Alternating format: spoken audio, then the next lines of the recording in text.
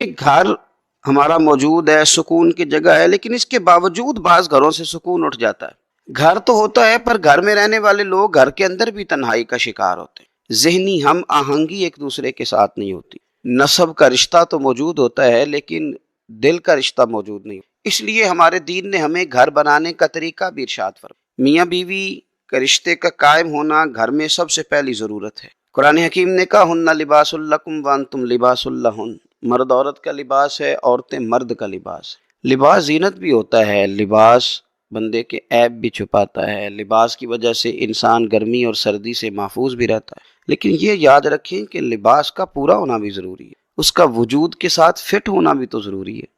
لہذا میاں بیوی کے رشتے کے اندر ایک دوسرے کے ساتھ ذہنی ہم آہنگی کا ہونا، ان کے مزاجوں کا ایک دوسرے کے ساتھ اتفاق کا ہونا، فٹ ہونا، یہ بھی بڑا ضروری ہے۔ نبی پاک صلی اللہ تعالی علیہ وآلہ وسلم نے ارشاد فرمایا دنیا ایک متاع ہے اور دنیا کی بہترین متاع نیک بیوی ہے، جس کو یہ میسر آ گئی اس کا گھر بن گیا، اس کے حالات سنور گئے۔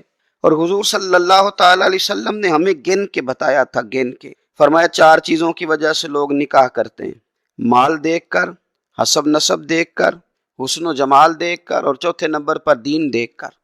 فرمایا میرے غلاموں تم نے اس طرح کرنا ہے، جب کسی خاتون سے نکاح کرو یا تم اپنی بیٹی کا کسی لڑکے سے نکاح کرو، دین دیکھ کے کرنا، پرہیزگاری دیکھ کے کرنا۔ ایک حدیث میں نبی پاک صلی اللہ علیہ وسلم نے فرمایا حسن دیکھ کے تم نکاح کرو گے تو ہو سکتا ہے اس کا حسن اسے ہلاک کر دے، مال دیکھ کے نکاح کرو گے تو ہو سکتا ہے مال اسے متکبر بنا دے، تم دین دیکھ کے نکاح کرنا، رب تمہیں برکت عطا کر۔ تو سب سے پہلے تو رشتے کے انتخاب میں آپ بیٹی کے لیے رشتہ تلاش کریں تو پھر بھی دیندار کا، پرہیزگار کا، اللہ سے ڈرنے والے کا، اس لڑکے کا رشتہ تلاش کریں۔ اپنے بیٹے کے لیے رشتہ تلاش کریں تو اس خاتون کا جو اللہ سے ڈرنے والی ہو، جس کا دل نرم ہو، جو رشتوں کے تقدس سے آگاہ ہو۔ حسن، مال، دولت، یہ تو چیزیں آتی جاتی رہتی ہیں۔ تو گھر کے اندر اگر آپ آسودگی حاصل کرنا چاہتے ہیں تو اس کے لیے سب سے زیادہ ضروری یہ ہے کہ گھر کے اندر آپ کا ماحول کس طرح کا۔ حضرت سعید رحمت اللہ علیہ تابعین میں سے تھے، نیک آدمی تھے، محدث تھے، عالم تھے، درویش تھے، صوفی تھے، اللہ کے بندے تھے۔ ان کی بیٹی بڑی پارسا تھی، بڑی نیک تھی۔ بادشاہ وقت نے اپنے شہزادے کے لیے رشتہ بھیجا۔ دیکھیں اب ایک سوچ یہ ہے کہ میری بیٹی شہزادی بن جائے گی، کل کو ملکہ بن جائے گی، لیکن وہ سمجھ گئے کہ وہ جو لڑکا ہے اس کی طبیعت میں تو عیاش پن ہے، وہ شہزادہ تو ہے لیکن اس کی خواہشات بہت بڑی ہیں۔ تو حضرت سعید رحمت اللہ تعالیٰ علیہ نے بادشاہ سے معذرت کر لی، فرمایا میں اپنی بیٹی کا نکاح تیرے ساتھ نہیں کر سکتا۔ وہ کہنے لگا میں تو جس پہ ہاتھ رکھوں اپنی بیٹی دینے کو تیار۔ فرمایا میں نہیں اپنی بیٹی کا نکاح تیرے ساتھ کروں گا۔ وہاں معذرت کر لی، لیکن ایک شاگرد آپ کے پاس حدیث پاک پڑھا کرتا تھا، بڑا نیک تھا، پرہیزگار تھا، متقی تھا، اللہ کو یاد کرنے والا تھا۔ حضرت شیخ نے اگلی صبح ہی اس سے فرمایا کہ تو نکاح کیوں نہیں کرتا؟ عرض کی حضور میں نہ دولت پاتا ہوں نہ مال و اسباب پاتا ہوں، کون مجھے رشتہ دے گا؟ تو فرمایا اگر میں اپنی بیٹی کا نکاح تیرے ساتھ کر دوں تو قبول کرتا ہے؟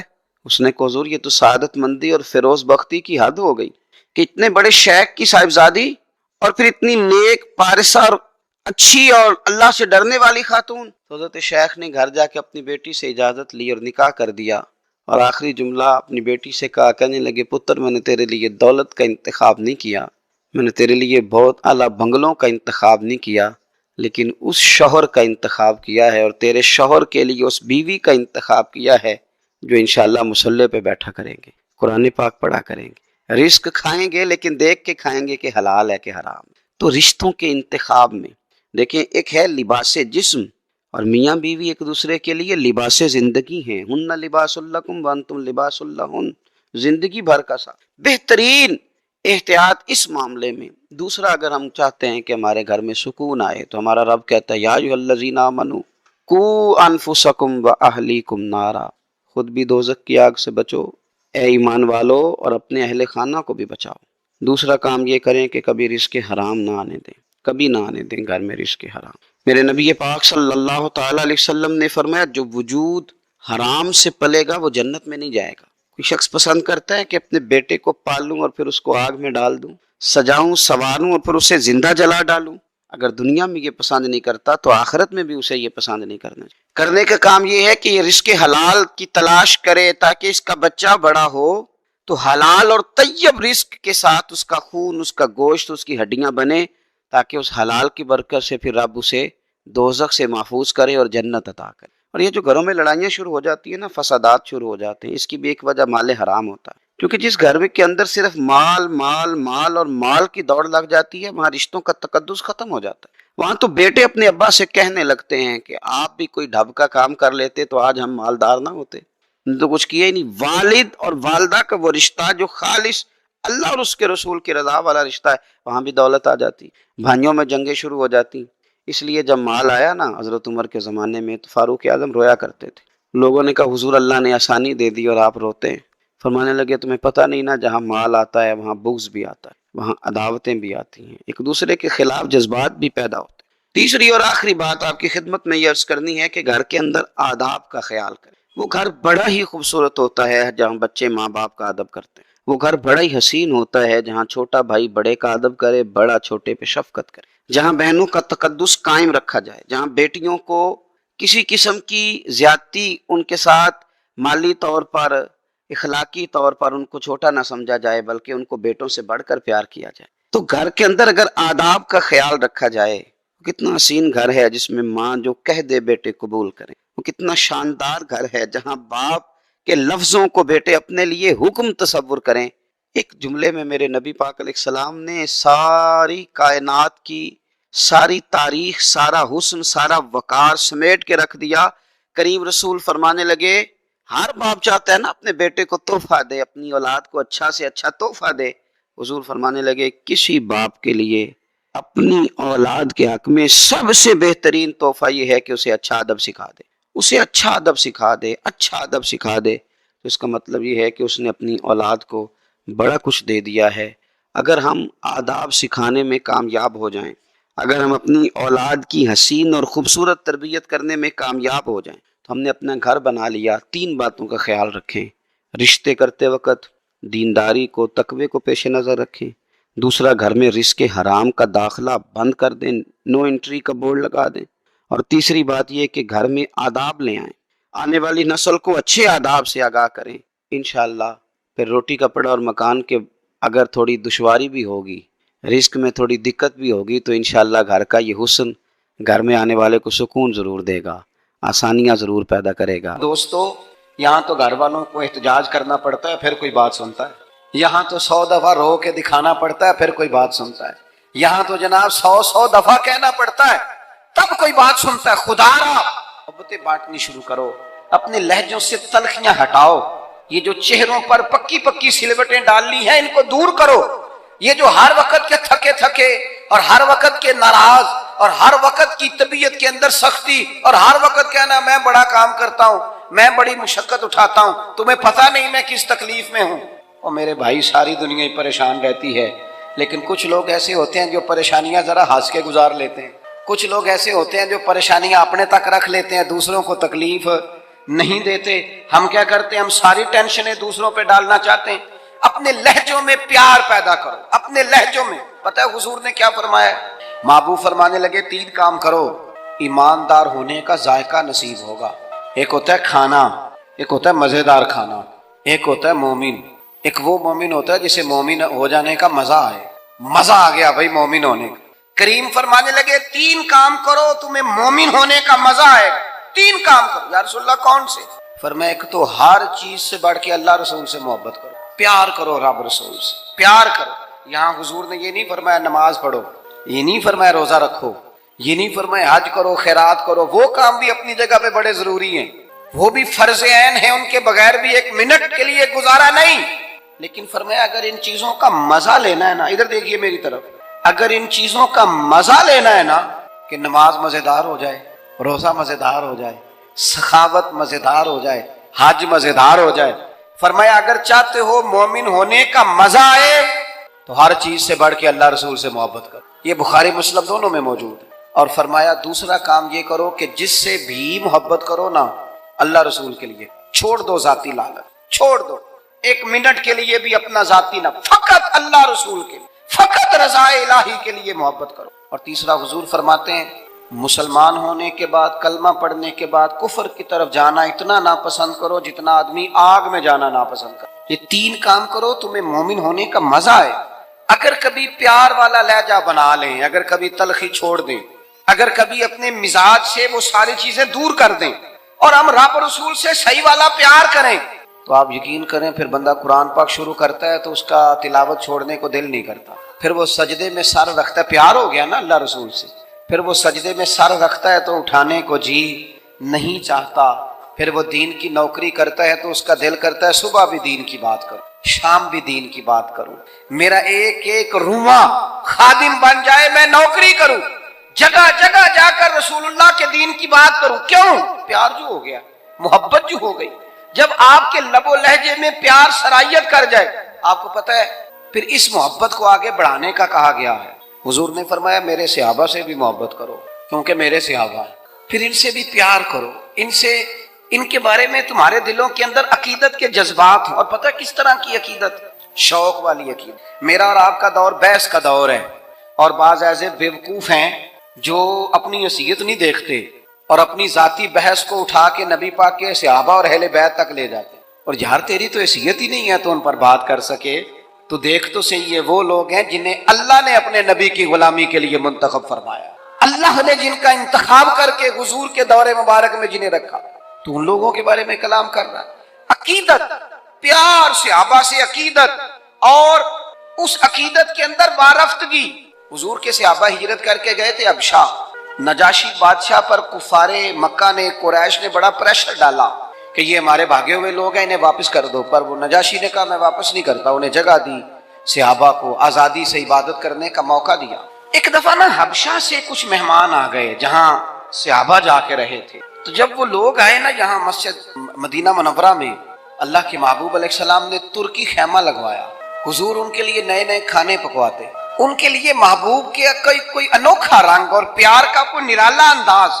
تو صحابہ نے عرض کی یا رسول اللہ صلی اللہ تعالی علیہ وسلم، مہمان پہلے بھی آتے جاتے لیکن ان کے ساتھ آپ کا رویہ منفرد کیوں ہے؟ تو حضور فرمانے لگے جب میرے صحابہ وہاں گئے تھے تو انہوں نے پیار کیا تھا، تو جو میرے صحابہ سے محبت کرے ان سے محبت نہ کروں؟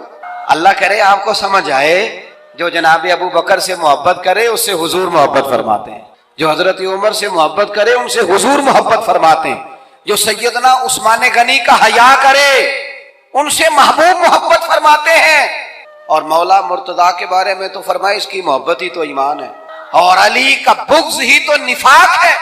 محبت، پیار، وارفتگی، شوق، ان لوگوں کے بارے میں اپنے دلوں کے اندر جذبات، اور پھر جو حضور کی اولاد پاک ہے، آپ کو پتہ ہے جو اپنے محسن کا شکریہ ادا نہیں کرتا وہ رب کا بھی نہیں کر سکتا۔ ہم تو نا اپنے اساتذہ اور مشائخ کو محسن جانتے ہیں، ہم تو اپنے بزرگوں کی اولادوں کی قدر کرتے ہیں۔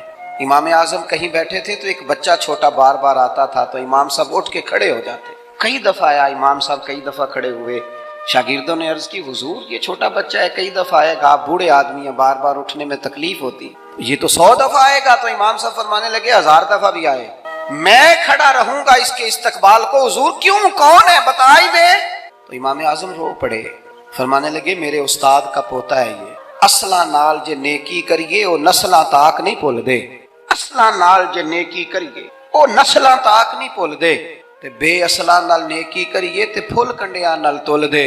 اور میرے عزیز، ہم تو اپنے اساتذہ اور مشائخ کی اولادوں کا احترام کرتے ہیں، اور پھر جو نبی پاک کی اولاد ہے، پتہ ہے حضور نے کن لفظوں سے اپنی اہل بیت سے محبت کرنے کا کہا ہے؟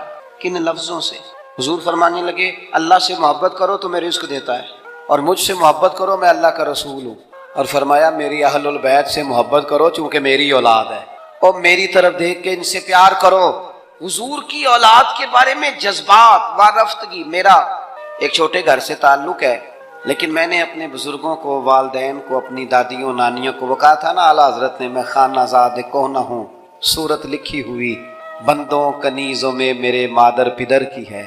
فاضل بریلوی کہتے ہیں یا رسول اللہ ہم تو خاندانی غلام ہیں آپ کے گھر کے، اور آپ کے گھر میں جو رجسٹر ہے نا اس میں ہماری صورتیں موجود ہیں۔ یا رسول اللہ میرے باپ، دادا، پڑدادا، نانا، پڑنانا وہ آپ کے گھر کے غلام ہیں، اور میری دادیاں، نانیاں، پڑنانیاں وہ کنیزیں ہیں آپ کے گھر کی۔ خانہ زاد کوہنا ہوں، صورت لکھی ہوئی بندوں کنیزوں میں میرے مادر پدر کی۔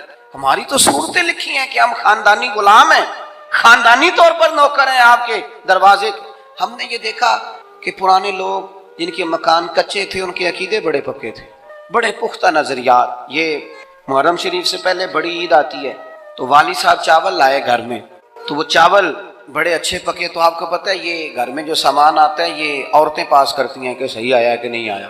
تو وہ چاول پکائے تو اماں جی کہنے لگی یہ چاول جو آپ اب کے لائے ہیں یہ بڑے اچھے ہیں، خوشبو بھی بڑی اچھی ہے، پکنے میں بھی بڑے اچھے ہیں، بڑے عالی شان ہیں، یہ بڑے ٹھیک ہیں چاول۔ کہا چلو ٹھیک ہے، اگر یہ پاس ہو گئے تو وہ دو تین توڑے چاولوں کے آ گئے۔ کچھ دنوں کے بعد گھر میں دوبارہ چاول پکے تو ابا جی کہنے لگے وہ چاول کتنے نہیں جڑے میں ادن آندے سن، جنہاں دیاں بڑیاں تعریفاں ہو رہی سن۔ سادے لوگ، کم پڑھے لکھے، لیکن وارفتگی، شوق اور عقیدتیں اتنی انوکھی۔ والدہ صاحبہ کہنے لگیں وہ چول بڑے سوادی سن، میں رکھ چھڑے نے 10 محرم نو امام حسین دی نیاز پکاواں۔ ایسا نہیں ہے کہ وہ چلو جو چیز بھی مل گئی، حضور کی اولاد پاک کے نام پہ کچھ دینا ہے نا، تو کہا جو زیادہ اچھے ہیں نا، جو زیادہ صحیح پکے تھے، یہ نہیں فرمایا وہ میرے بچے کھائیں گے ان کو دینے ہیں، فرمایا نہیں وہ حضور کی اولاد پاک کے نام پر اصالِ ثواب کے لیے پکائے۔ وہ دوستو یہ شوق جب طبیعتوں میں ہوتا ہے، یہ ذوق جو ہمارے بڑے بوڑھوں نے ہمیں دیا، خدا را نکل آؤ آج کے دور کے کیمروں کے اندر سے باہر نکلو، لہجوں کو پیار والا کرو، تھوڑی دیر کے لیے انا کو قربان کرو، نکل آؤ ان ساری چیزوں سے، وہ جو خود سے اپنے اپنے پروٹوکول بنا لی ہیں ان سے باہر آؤ، لہجہ محبت والا، بولنا محبت والا، آنا جانا محبت والا، کوئی کسی پر ہمارا وجود بوجھ نہ بنے، ہم کبھی کسی کو تکلیف نہ دیں، ہمارے انداز سے کبھی کوئی لوگ، بڑا خطرناک ہوتا ہے وہ بندہ جو کسی کو اتنا ستائے کہ وہ آدمی کہے یار تو نے بڑی تکلیف دی ہے، میں تیرا کچھ نہیں کر سکتا، میں رب کی بارگاہ میں تیری شکایت کروں۔ یہ بڑا خطرناک مسئلہ ہوتا ہے۔ ہم بعضوں کا سمجھتے ہیں سامنے والے نے نظر جھکائی بول نہیں سکا، وہ تیری نفرت کا شکار تو ہوا ہے، پر یاد رکھنا جب مظلوم کی آہ نکلتی ہے تو آسمان کے دروازے سارے کھل جاتے ہیں۔ نفرتوں کو فروغ نہ دو، اور پھر ایک تو خود لہجہ نہیں ہوتا پیار کا، ایک دوسروں کو بھی جب بھی سبق پڑھاتے ہیں نا نفرت کا ہی پڑھاتے ہیں بعض لوگ، الا ماشاء، کوتاہیاں بیان کرتے ہیں۔ یہ جو میاں بیوی کے درمیان لڑائی ڈالتے ہیں ان لوگوں کو پتہ ہے کہ وہ تو بات کر کے چھوٹا سا جملہ کہہ کے رخصت ہو گئے اور انہوں نے 24 گھنٹے اکٹھے رہنا تھا، ان کی زندگی کو دوزخ بنا دی۔ یہ جو بھائیوں کے درمیان لڑائی پیدا کرتے ہیں، لڑائی، ان کو پتہ ہے کہ تو 2 جملے کہہ کے بھائی کے خلاف تو رخصت ہو گیا اور پیچھے ان لوگوں نے اکٹھے رہنا تھا، تکلیف آ گئی۔ میں ایک فیکٹری میں ایک دفعہ موجود تھا، میرے ایک دوست ہیں اس فیکٹری کے آنر، تو ان کے جو زیادہ بہترین کاریگر تھا اس کے بارے میں ایک آدمی کانوں میں بات کر رہا تھا، اور کرتے کرتے آخر میں کہنے لگا ابھی مجھے تحقیق نہیں پوری، مجھے شک ہوا ہے، میں آپ کو بتا رہا ہوں پوری تحقیق کر کے بعد میں بتاؤں گا۔ تو وہ جب جانے لگا تو میں نے اس سے کہا، میں نے کہا تو پوری تحقیق پا میں نام ہی کر جیڑی آگ تو لائی ہے ٹھیک ٹھاک لگ گئی ہے، یہ وہ بیچارہ کام کر رہا ہے، یہ اس سے کام لے رہا ہے، ان کا نظام ٹھیک چل رہا ہے، تو صرف اس مالک کے سامنے گڈ بک میں آنے کے لیے باقیوں کا نقصان کر رہا ہے، تھوڑے سے نفع کے لیے آگ لگا رہا ہے ماحول کے اندر، اپنی ذاتی قربت بڑھانے کے لیے نفرتوں کو فروغ دے رہا ہے۔ کبھی یہ کام نہ کریں، یہ کام ہمیشہ کمزور لوگ کرتے ہیں، یہ کام نیچ لوگ کرتے ہیں، اپنے تھوڑے سے نفع کے لیے ماحول کے اندر خرابی پیدا کرتے ہیں۔ خدا را فروغ محبت، بخاری شریف میں حدیث ہے، پر یہ ان حدیث کا ذرا انداز تو دیکھیں کتنا انوکھا ہے۔ حضرت انس بن مالک رضی اللہ تعالیٰ عنہ فرماتے ہیں ایک شخص نے آ کے حضور سے پوچھا قیامت کب آئے؟ کریم فرمانے لگے تو اپنی تیاری بتا قیامت کے لیے، اس کی تیاری سنو، تیاری سنو، ساری عمر دی کمائی سنو، تیری تیاری کیا ہے؟ کہنے لگا حضور نہ زیادہ نفلی نمازیں پڑھی ہیں، نہ زیادہ نفلی روزے رکھے۔ پھر تیاری کیا ہے؟ کہنے لگا حضور میری تیاری یہ ہے کہ اللہ سے بھی پیار کرتا ہوں، رسول اللہ سے بھی پیار کرتا ہوں، میری تیاری محبت ہے، میری تیاری عشق ہے، میری تیاری وفا ہے، میری تیاری تیرا شوق ہے، میری تیاری تیری یاد میں تڑپنا ہے، میری تیاری صبح و شام تیرا ذکر کرنا، یا رسول اللہ، اللہ سے بھی محبت، رسول اللہ سے بھی محبت۔ حضور نے ہر عبادت کا ثواب بیان کیا، اس نے جب محبت کی بات کی تو یہاں بھلا کیا ثواب بیان کیا؟ تیری تیاری کی ہے کیا ہے آخرت کے لیے؟ اس نے کہا اللہ رسول سے محبت کرتا ہوں۔ تو حضور فرمانے لگے سن پھر قیامت میں ہر بندہ اسی کے ساتھ ہوگا جس سے وہ محبت کرتا ہے، یعنی عبادات پر ثواب ملے گا اور محبت رسول پر رب رسول کا قرب نصیب ہوگا، قرب مصطفیٰ ملے گا محبت پر۔ یہ بخاری ہے۔ حضرت انس بن مالک کہتے ہیں بندہ تو چلا گیا اور خوش گیا، موقع بڑا اچھا تھا، میں نے فوراً بات کر دی، میں نے کہا یا رسول اللہ صلی اللہ علیہ وسلم جو جس سے محبت کرے گا اسی کے ساتھ ہوگا۔ میں اللہ سے بھی محبت کرتا ہوں، رسول اللہ سے بھی محبت کرتا ہوں، ابو بکر صدیق سے بھی کرتا ہوں، فاروق اعظم سے بھی کرتا ہوں۔ حضور میرے لیے کیا حکم ہے؟ تو محبوب نے فرمایا فتویٰ وہی ہے، سوال کا جواب وہی ہے، عمل کی جزا وہی ہے کہ جو جس سے محبت کرے گا قیامت میں اسی کے ساتھ کھڑا کیا جائے گا۔ اگر تو ان سب سے محبت کرتا ہے تو ان کے ساتھ کھڑا کیا جائے۔ حضرت ابو ذر غفاری رضی اللہ تعالیٰ عنہ نے یہاں تک سوال پوچھا، ترغیب و ترہیب میں موجود ہے، کہ یا رسول اللہ کوئی بندہ کسی قوم سے پیار کرے پر ان جیسے اعمال نہ کر سکے، محبت میں خالص ہے، محبت میں مخلص ہے، محبت اس کی بالکل صاف ستھری ہے اللہ کی رضا کے لیے، محبت کرے اور ان جیسے عمل نہ کر سکے تو اسے کیا ملے گا؟ تو حضور فرمانے لگے محبت خالص کرے، اللہ قیامت کے دن دونوں محبت کرنے والوں کو اکٹھا فرما دے۔ او میرے دوستو، محبت ہی کا تو سارا تانا بانا ہے، محبت ہی پر تو سارا فیض ہے، محبت ہی پر تو کرم ہے، محبت ہی پر تو۔ حضور کے ساتھ ایک شخص بیٹھا تھا، سامنے سے ایک شخص گزرا، اس نے کہا یا رسول اللہ یہ بندہ مجھے بڑا اچھا لگتا ہے، میرے دل میں اس کے لیے بڑی قدر ہے، میں اس سے بڑی محبت کرتا ہوں۔ تو حضور فرمانے لگے اٹھ کے جاؤ اسے بتا کے آؤ، اسے بتا۔ اور مشکات میں یہ لفظ موجود ہے جس سے محبت کرو اسے بتاؤ تاکہ وہ بھی تم سے محبت کرے۔ کیا مطلب؟ وہ بھی محبت کرے تو بھی محبت کر، محبت ہی محبت ہو جائے دنیا میں، پیار ہی پیار ہو جائے، لہجوں کے اندر شائستگی آ جائے، ہر طرف موسم بہار کا ہو، ہر طرف بات خوشبو کی پھیلے، تلخیاں چھوڑ دیں، ناراضگیاں چھوڑ دیں۔ آج کل نا ہم ساری ناراض ہیں، کسی سے پوچھ لیں تو دو چار بندوں سے ضرور ناراض ہے۔ وہ کوئی فیکٹری کے آنر سے ناراض ہے، کوئی اپنے آفیسر سے ناراض ہے، کوئی اپنے ملازمین سے ناراض ہے، کوئی اپنے پڑوسی سے ناراض ہے، کوئی کسی سے ناراض ہے۔ لہجوں میں ناراضگی آ گئی، جب بھی بات کرتے ہیں کوئی تلخ تلخ سی، اس کا نتیجہ یہ نکلتا ہے کہ ملکی لیول پر بھی جب سوال پوچھا جاتا ہے نا تو بندے گڑبڑ۔ میں کہیں جا رہا تھا سفر پہ، تو بڑی جلدی تھی مجھے، ایک صاحب آ گئے اور وہ کوئی بات کرنا چاہ رہے تھے، تو مجھے کہنے لگے حالات آج کل کیسے ہیں؟ میں نے کہا بالکل ٹھیک ہے۔ ان کا خیال تھا کہ تھوڑا سا تبصرہ یہ کریں گے، تھوڑا سا میں کروں گا، تو تھوڑا سا ہمیں موقع ملے گا تھوڑی سی ملک کی غیبتیں کرنے کا۔ یہ کام ہم صبح شام کرتے ہیں۔ آپ یقین کریں جتنی خوبصورتی اللہ تعالیٰ نے ہمارے وطن کو عطا فرمائی، جتنے محبت کرنے والے لوگ اللہ نے یہاں عطا کیے، یہ صوفیاء کی دھرتی، اولیاء کی دھرتی، یہاں میرے نبی پر درود و سلام پڑھا جاتا ہے، یہاں حضور کے نام کے نعرے بلند ہوتے ہیں، یہاں جگہ جگہ مسجدوں میں قرآن پاک کی تلاوت ہوتی ہے۔ یہاں میں نے دیکھا ہے ایک غریب آدمی کو ایک خون کی بوتل کی ضرورت پڑتی ہے، 14 نوجوان لائنوں میں کھڑے ہوتے ہیں، ہم حاضر، ہم حاضر۔ اتنا لوگ سخاوت کرتے ہیں، لوگوں کو دیتے ہیں۔ یہ سیلاب آیا تھا، مجھے تھوڑا موقع ملا وہاں سفر کرنے کا، حاضر ہونے کا، میں نے دیکھا لوگوں میں بڑی تڑپ۔ ہمیں بتائیں ہم کیا کر سکتے؟ وہ دوستوں خوبیاں بھی تو بیان کرو نا، کمزوریاں ہیں انکار نہیں کرتا، لیکن اتنی تلخی، اتنی ناراضگی، ہر وقت کا شکوہ، اتنی پاک سرزمین کے بارے میں ہر وقت لہجوں کے اندر نفرت اور ہر وقت غلط بات۔ خدا را آپ سوچیں، اسی دھرتی نے، اسی وطن نے کتنے مجاہد پیدا کیے، کتنے شہید پیدا کیے، کتنے دلیر پیدا کیے، کتنے جانے دینے والے پیدا کیے، کتنے مر مٹنے والے پیدا کیے، کتنے للہیت والے۔ میرا ایک دینی تعارف ہے، میں ایک ادارہ چلاتا ہوں، اس پر موٹا نام میرا ہی لکھا ہوگا، پانی ادارہ، لیکن جو لوگ اس میں صبح و شام تعاون کرتے ہیں اور تعاون کر کے ساتھ یہ بھی کہتے ہیں کسی سے ذکر نہ کرنا، کسی سے نام، ان کے خلوص پر شک کیا جا سکتا ہے۔ وہ بھی تو بڑی جگہوں پر بانی ہیں۔ اس محفل میں بڑا اسٹیج مجھے دیا گیا ہے، فوٹو میری آ رہی اور ویڈیو میری بن رہی ہے، پر جن بچوں نے کتنی دوپہر سے لے کر یہاں کام شروع کیا، پوسٹر لگائے، پسینے ان کے وجود سے بہے، جیبوں سے پیسے خرچ کیے، نام تو چند لوگوں کا ہوتا ہے، اسٹیج پر تو کچھ اور لوگ آتے ہیں، کیا ان کے خلوص میں شک کیا جا سکتا ہے؟ ان کے دلوں میں محبت کے جذبات موجود تھے، تو یہ سارا کام کیا خدا را۔ تھوڑا تھوڑا نا نفرتوں کو بھولیں، تھوڑا تھوڑا مزاجوں میں محبت لائیں، تھوڑا تھوڑا مسکرانا شروع کریں، تھوڑا سا اپنی زندگی میں اچھائیوں کو سوچنا شروع کریں، تھوڑا سا مثبت ہو جائیں، تھوڑا سا نا تھوڑی سی مہربانی کریں، تھوڑا سا غور کریں۔ کسی شخص نے حضرت عمر سے کہا تھا، اپنی بیوی کی شکایت کی تھی، تو آپ فرمانے لگے خدا کے بندے، تیرا گھر سنبھالتی ہے، تیرے بچوں کو پالتی ہے، تو گھر نہیں ہوتا تیری عزت کی محافظ بنتی ہے، چل اگر کچھ غلطیاں کرتی ہیں تو بھی اللہ کی رضا کے لیے معاف کرنا، تو بھی تھوڑا درگزر کا لہجہ اختیار کر۔ حضرت ابو مسعود انصاری رضی اللہ تعالیٰ عنہ اپنے غلام کو مار رہے تھے، اچانک محبوب آ گئے، حضور نے فرمایا کیوں سختی کر رہا ہے؟ یا رسول اللہ بڑا ہی معاف کرتا ہوں، بڑا ہی معاف کرتا ہوں، آخر کتنا کو کروں؟